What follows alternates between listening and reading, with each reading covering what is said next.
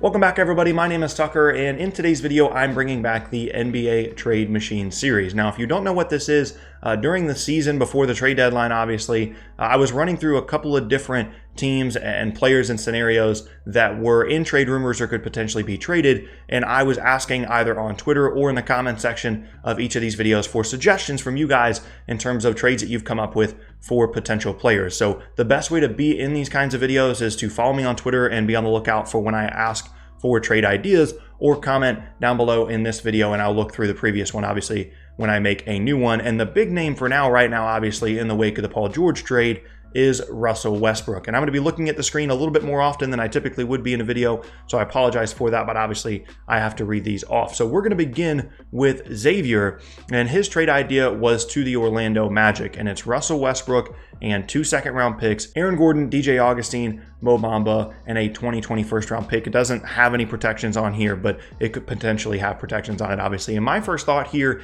is that this is a little bit too much for the Magic to be giving up for Westbrook, even though obviously they need a point guard, especially if they're going to be giving up DJ Augustin, and Westbrook gives them a lot of star power, and that's something that Orlando probably wants.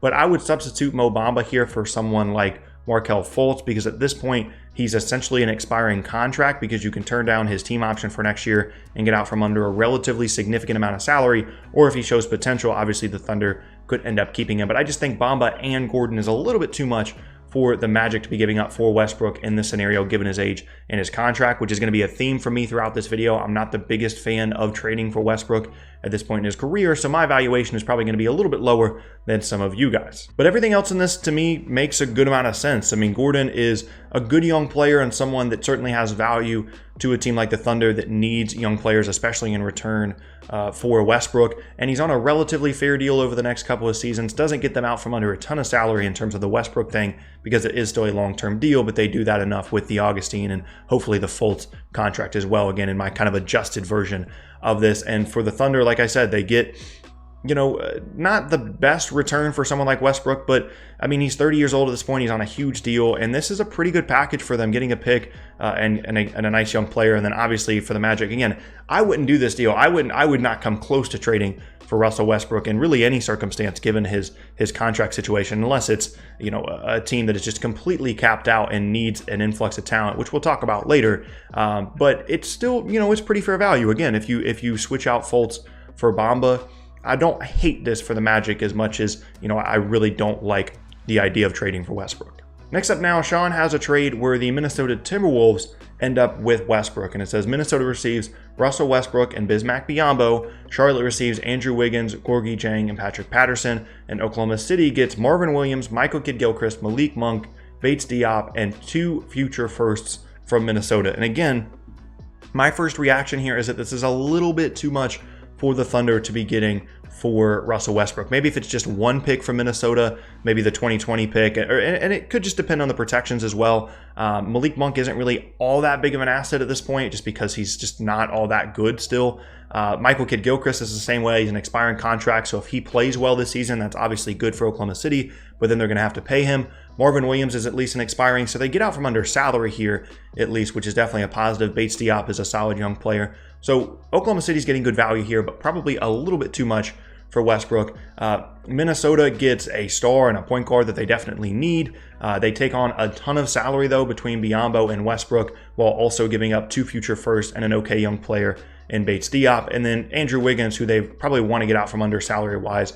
Anyway, the team that I actually like this for the most, weirdly, is Charlotte. Even though they're taking on, you know, the long-term contracts of Wiggins and Dieng and Patterson, they're not giving up a ton. I mean, Kidd-Gilchrist certainly still has some potential, as does Monk, but they're getting out from under Biyombo. They're getting rid of Marvin Williams, who's an expiring, so they're using that as an asset. And I don't know, I kind of like the idea of them getting Andrew Wiggins and trying to make it work with him and just trying to tap into the potential that he does still have, even though he obviously hasn't played exceedingly well over the last couple of years in Minnesota. So from a team-by-team perspective, each team is kind of getting something out of this. Minnesota gets their star. Charlotte gets, you know, a okay potential young player in Andrew Wiggins and kind of gets out from under some other salaries and just takes a swing on a guy that they need to kind of take a swing on because they don't really have any other options. And then Oklahoma City gets out from under Westbrook. They get good value for him and they get out of his salary. So team by team, this makes a good amount of sense. Again, I'd probably just take away one of the picks going to Oklahoma City, depending on the protections on them. Next up now is a team that has needed a point guard for a while, as has the Orlando Magic. And even though they signed one this offseason, they could still be interested in Russell Westbrook. And the deal is Westbrook to the Suns in exchange for Dario Saric, the expiring contract to Tyler Johnson, Ricky Rubio, and a lottery-protected 2020 first-round pick. And the idea here is that the Suns really need an influx of talent. They need a star to go along with DeAndre Ayton and Devin Booker. And it's kind of a win-win for both teams in terms of the Thunder getting out from under some salary with the Tyler Johnson contract and potentially Saric as well. But if he shows potential, they can bring him back. They have to wait 30 days to trade him because he was just traded, but that's not a huge deal. And then the Rubio thing, I'll admit, he's in there to match salaries, and they don't really have a ton of movable salaries to try and make this work. But from the Thunder's perspective, they could see him as someone that's potentially movable in a year or two, and it at least isn't as big of a colossal contract as Westbrook. And then obviously they get the lottery protected pick as well. And again, these are the kind of deals that are kind of more aligned with what I think Westbrook's value is across the league in terms of, getting an okay young player in Saric, getting out from under some salary, and then a protected pick. It's probably what it's going to end up being, at least in my opinion. They're not going to get a huge package for him, considering his contract and his age and everything. So the Suns are another team to look out for here, and this is a trade that I came up with. Admittedly, needs a little bit of work because of the Rubio thing, but I'm just trying to find ways to make the salary work, and maybe that's something that could interest the Thunder. Next up now, Apex Alex has a really complicated 3-team deal that actually kind of makes a lot of sense. So it's the Cleveland Cavaliers getting Steven Adams, James Johnson, Dion Waiters, and Tyler Hero. The Thunder get Goran Dragic, Tristan Thompson, Justice Winslow, and Derrick Jones Jr. And the Heat get both Russell Westbrook and Kevin Love, which is a ton of salary to take on. But we'll start with the Heat because this makes them kind of an interesting team. I mean, they're giving up a lot of their roster. They're giving up 6 players, and then as Alex mentioned, they're going to be giving up some picks as well. But to have Jimmy Butler, Russell Westbrook, and Kevin Love, all those guys are in their 30s, so that's not great, but that's still an interesting trio to build around, and you could maybe do something with that. And maybe that's a team that buyout players are interested in joining at the deadline because they can have some responsibility, maybe more so than they would on some of these other quote-unquote super teams. So it would certainly be risky, and it would certainly be a luxury tax team, and that's a lot of money to pay those 3 guys at this point in their careers. But I don't know. I think that would be a really interesting scenario to see happen, and Miami is certainly a team to look out for in the Westbrook sweepstakes. Now for the Thunder, obviously the idea here is to get out from under some salary that is Westbrook's giant contract. So they get the expirings of Dragic and Thompson and Derrick Jones Jr. as well, but he's really more of a potential guy.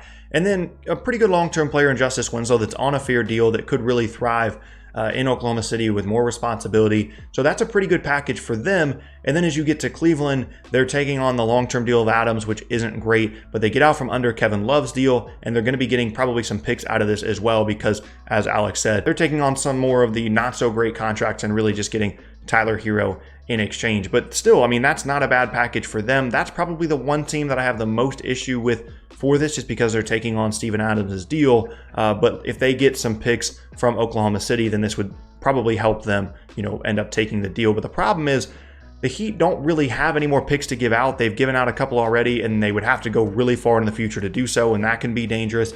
And I don't really know that Thunder are going to be wanting to throw in first-round picks in addition to Westbrook. So those are really the couple of issues that I see, but this is really intriguing to me just because the Heat would have Russell Westbrook, Jimmy Butler, and Kevin Love all in the same team. And last up now, this is another one that I came up with, and initially I didn't really think about the Pistons as a possible Westbrook trade destination, but the more I looked through my mentions on Twitter, a lot of people were coming up with some at least interesting stuff for the Pistons. So I decided to go through and see kind of what I could do there to maybe have Westbrook end up in Detroit. And the trade is Westbrook to the Pistons in exchange for Reggie Jackson, Langston Galloway, Luke Kennard, Tony Snell, and a top 10 protected 2020 first round pick. And the reason this is interesting to me is because this is kind of the Pistons either need to blow it up and rebuild, or they need to make these kinds of moves to bring them some star power, to raise their attendance, and at least be an interesting, semi-competitive team in the Eastern Conference with Westbrook alongside Andre Drummond and Blake Griffin. Wouldn't be all that great of a perimeter shooting team, but it would at least be an interesting team, kind of like I was talking about with the Heat just now. The Thunder, again, they get out from under the salary of Westbrook. Jackson is an expiring contract. Galloway is expiring. They get someone that could turn into something in Luke Kennard. They get the pick, and then Tony Snell also gets them out from under some salary. He can't be traded for another 2 months, but that's not a huge issue. And he's also a 2-year contract, so they have to wait a little bit for that salary to go away. So maybe they get an extra pick here. Maybe, the Pistons throw in a second, or maybe even another first, but they, heavily protect both of the first. But again, this is another deal that I think could work out for both sides. But again, is another indication of how little I value Westbrook in a trade scenario. And I know there's going to be some hate on this video from people that are defending Westbrook and saying that these deals, certainly the ones that I came up with, the Thunder aren't getting nearly enough value in exchange for a player of Westbrook's caliber. And if that was all that it was, if it was just this is who Westbrook is as a player and his value on the court, these numbers and the packages they would be getting in return certainly would be higher. But the problem is that's not the only thing to consider. There's his age, there's his injury history, there's his contract, and all of those things bring down his value in a potential trade scenario. So if you don't think that these were all that great, I'm sorry, but this was a really difficult thing to come up with, and I appreciate everybody that sent me stuff on Twitter, and I looked through all those, and then like I said, I came up with some of my own. But this is really difficult to try and find trade packages for a salary this large. If Russell Westbrook got traded, this would be the biggest salary that we've ever seen included in a trade with one player. So it's going to be a challenge. It's going to be interesting. I do think he's going to end up being traded. I just don't really think that the package is going to be all that big, at least relative to some of the expectations of some other people that I've seen on Twitter. But that is going to be the end of today's video. Like I said, if you want to be in one of these trade machine videos, the best way to do that is to follow me on Twitter or comment down below on this video, and I will try and look through them and include them when I decide to do another one of these. But I thank you guys so much for watching. Once again, my name is Tucker. If you missed any of my previous videos, then be sure to check out the boxes on screen. Thanks again, and I'll see you all next time.